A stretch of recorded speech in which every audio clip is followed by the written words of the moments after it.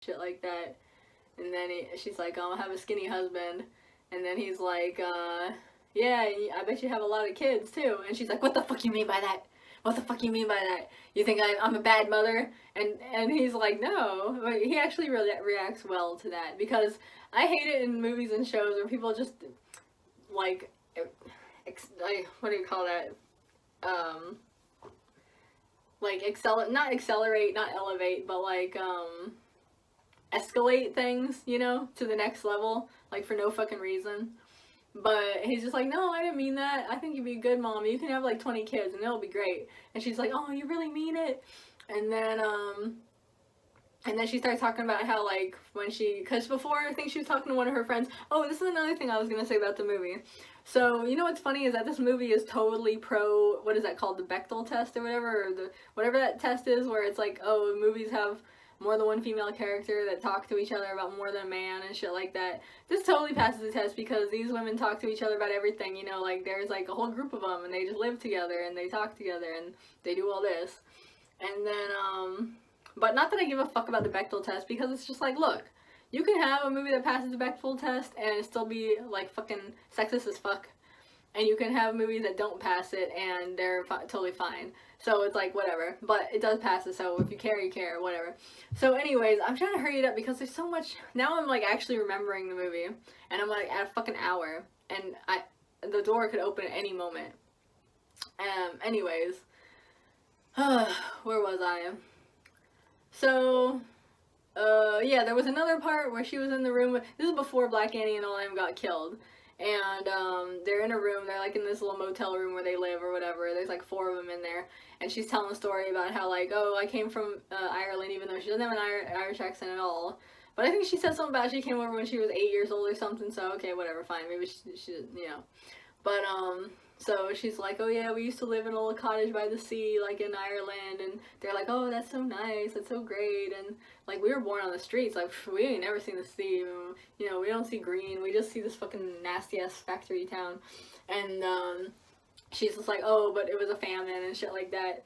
So, then she's just like, yeah, I came here, and then I started hooking, and shit like that. So, then she tells Adeline about that cottage, I think. And then I kind of forget the order everything goes in. I feel like I'm forgetting so much.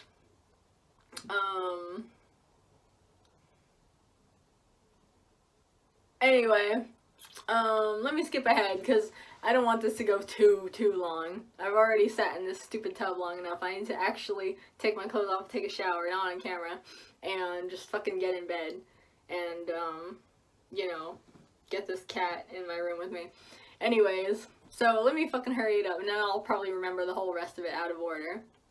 So, anyways, fucking, basically, the end of the story is that, like, okay, the Bilbo guy, he was, like, fucking the doctor to, the queen and the prince and all that shit, and then he was saying something was wrong with the prince. It turned out the prince had syphilis, and he was telling the queen, oh no, he's gonna get better, he's gonna be just fine, and shit like that. Oh my god, and I thought for a second, because there's this movie that I saw a clip of on TV one time that was it was a Victorian period piece, and you know, all the men in Victorian movies look the fucking same.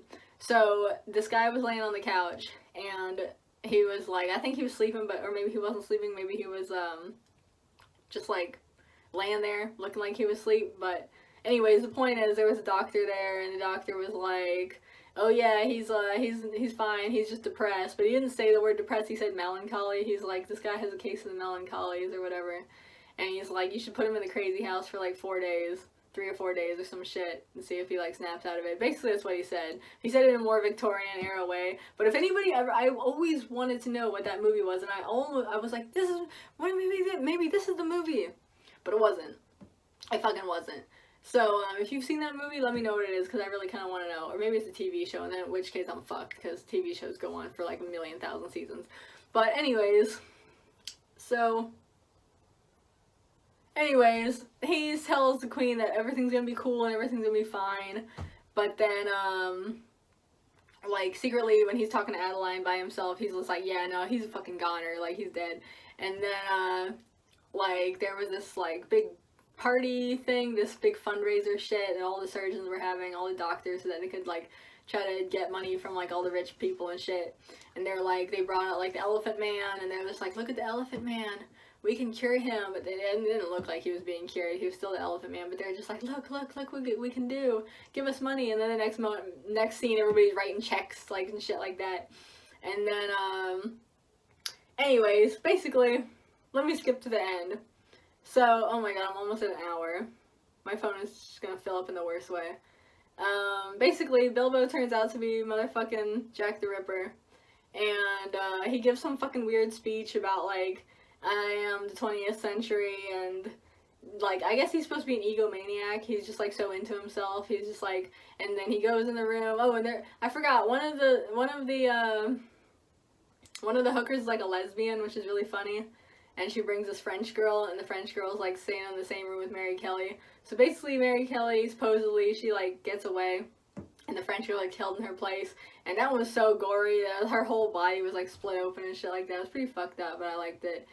And then, Jack the Ripper gave this whole fucking weird speech about, like, oh, like, underneath London is veins, and they course with a purpose, and I am that purpose, which I don't know what the fuck he was going on about. But, okay, fine, whatever. And then he basically just thinks he's great. Like, he had a flashback to where he was killing her, and he was, like, cutting her apart, and then as he was cutting her apart, he was taking all the organs. He was, like, imagining himself to give a lecture, and then he, like, saw himself in the theater, and all these people were clapping for him. They're like, we love you, you're the greatest, yay, and we all want to be like you. And then he said some shit about, like, something was wrong with his brain, like, he had a seizure or something, I don't know, and then it made me think that he was dying, like, maybe he had, like, I don't know, like, he said something was wrong with his brain or something like that, but then he seemed fine in the end. Like, I thought maybe he was dying of syphilis, too. Maybe that was gonna be a twist, but no. In the end, he was fine. He was totally fine. He was doing all this fucking action-oriented shit. But basically, this is what I want to say before I go off camera. The thing that I liked the most was at the end, he goes back to all the other Freemasons, all the Illuminati people, and they're like, did you kill all those girls? And he's just like, well, you can't judge me, only God can judge me, and, like, I'm above all you motherfuckers, so fuck you, and, like, none of you can get on my level, and shit like that. And then they're just like, send him to the lobotomist. So then it's like, but it's really cool because the guy's like, he's just like, guilty, and he, like, bangs his hammer, and every time he, like, he bangs the gavel, like, 3 times, because they have this whole thing about when they lobotomize people, they hit him in the head 3 times, so he bangs his gavel, like, 3 times, and every time the gavel, like, hits, like, it's like, they hit Bilbo in the head with a chisel, like, each time the gavel hits, you know, you like I said, it has that music video quality, but it's really cool. It's like, you know, they just, like, hit him in the head, and then you see him in the cell, buck-ass naked, which I think is funny, because I'm pretty sure he's more naked than any woman in the movie. I mean, the chick in the beginning, she was naked. Maybe they show the same amount of skin. I can't remember if you see her boobs or not. Anyway, it doesn't matter. He was totally naked. He just had his hands, like, in his lap. And I was like, yeah, go for it, man. Go for it. But, anyways, the thing I thought was cool about that was because, from my understanding, even though they didn't show it in the movie, when the young lobotomist was getting, like, brought into the Masons' inner circle, you know, like, they didn't mention this, but it might be in the graphic novel or something, I don't know. But basically, from some other fucking show I've seen on History Channel or some shit, they said that part of the Freemason initiation thing was, like, basically, like, they pretend to hit you in the head with a hammer because it's supposed to represent, like, somebody was murdered in that way or something, like, hitting the head with a hammer, because, like, a Masonic hammer, I guess, or whatever. But obviously, like, you know, they're not going to actually hit you in the head with a hammer for real, like fucking Leatherface. But, like, they just kind of simulate it. It's like, they, like, pretend to hit you in the head with a hammer, and then you have to, like, fall back into a blanket or some shit, and these other people catch you, and then that's part of your initiation. But I just thought that was cool how they connected that to, like, yeah, he was getting the hammer to the head, but it wasn't for his Freemasonry. It was like he actually was literally getting, like, hammered in the head, but it was for a different purpose than you would think. So that was pretty cool. I liked that. That was probably the smartest part of the movie. I was like, that is fucking smart. Anyway, oh, and then at the very, very end, I am leaving out so fucking much, but I'm over it. This video was like a huge mistake, but I don't give a fuck. Life is a mistake. Where was I? So at the very, very end, the cop, the one that's, I guess, is Adeline's best friend or some shit like that. Oh, and the other thing is that before I end it, they had this whole thing about Mary Kelly because Adeline came in, and it was funny because, like, some of the people were, like, fucking throwing up and shit like that. They were like, we can't stand to see this fucked up body. Because it was pretty fucked up. It was, like, split all the way open like a fucking cockroach. But then there was other people standing in the room, like the photographer and this other dude. They were just standing in the room like, yeah, okay, we could be here all day, you know what? They weren't even phased. But anyways, then Adeline, he was all pissed off and sad because he was like, that's my girlfriend. But then he said like his wife had already died or something, because you know in these fucking Victorian and fucking 1800s shit, the fucking wives are always dying and shit. Then I guess he noticed she had the wrong color hair or something, so he knew it wasn't her, but he didn't want to say shit because he didn't want to give it away. But then in the end, it was like Mary Kelly sent him this note. Oh, because he gave her a bunch of, that was another, see, I'm just remembering so much stuff now. That was another part I thought was funny, because he gave her some money because she kept bitching and fucking moaning and saying like, oh, these fucking pimps are gonna come cut our noses and cut our pussies and shit if we don't pay. So he's like, here, take some money for you and your friends. And she's like, oh, thanks. And then she like kissed him. And then I think maybe he like turned his head so she could only kiss him on the cheek or something. He did something where he like he said like he didn't want her to kiss him basically. And then she got fucking pissed off instead of just being like, oh, okay. Like she got all pissed off. She's like, oh, what? You think I'm being a hoe? You think this is hoish of me or whatever the fuck? And he's like, no. And then she's like, well, why can't I just kiss you if I want to? And shit like that. She's like, I'm just saying thank you. I'm not fucking trying to, give you sex for money or whatever the fuck. And then it's kind of like that part from Corvette Summer, but I fucking digress. And then, shit. And then, anyways, but then she was like, well, fine, like, fuck you. And then he's like, you know what? And then he, like, went back and kissed her all roughly, which I was just like, I thought that was so fucking funny. That's, like, an anime moment.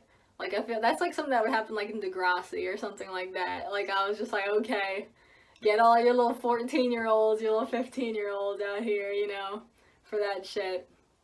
But anyways, I kind of feel like the whole part about her getting away in the end, I feel like maybe it was fake. Like, I like to think maybe it was fake or something like that because, I don't know, it just seems too dumb, too idealistic, where it's like, oh, yeah, I went back and I guess she used the money that he gave her to buy the little cottage back, but I'm just like, how the fuck is this happening? Like, this is just a little bit too idealistic. Like, I see it as kind of like the end of, Taxi Driver, even though I know Scorsese said, like, oh, no, the end of Taxi Driver isn't a dream, it's real, it really happened, but it's like, I don't know, like, because it's kind of weird, the end of Taxi Driver, like, the girl gets in his car, and she's, like, talking to him, but you don't actually see her talk, and then when you see her in the rearview mirror, she's not talking, it's almost kind of like, almost like she's talking telepathically to him, so that is weird, it just gives me a weird dream-like feeling. And the end of this, when you see Mary Kelly in Ireland, with the little daughter and shit, like, the baby that she got out of the orphanage, that they apparently didn't kill or whatever, it just all seemed too perfect, you know. I'm just like, fuck this. I feel like this is like Adeline's like dream or something. And anyways, the very, very ending, he's like back in the fucking opium house. He's just laying on the couch, and then his best friend, the other cop or whatever, the other detective dude comes in, and he's like, oh, Adeline, I made blueberry pancakes just for you. And then Adeline's fucking dead, because I guess the implication is that the Illuminati killed him, but they made it look like an overdose. So, yeah, that's my review. What a fucking horrible video.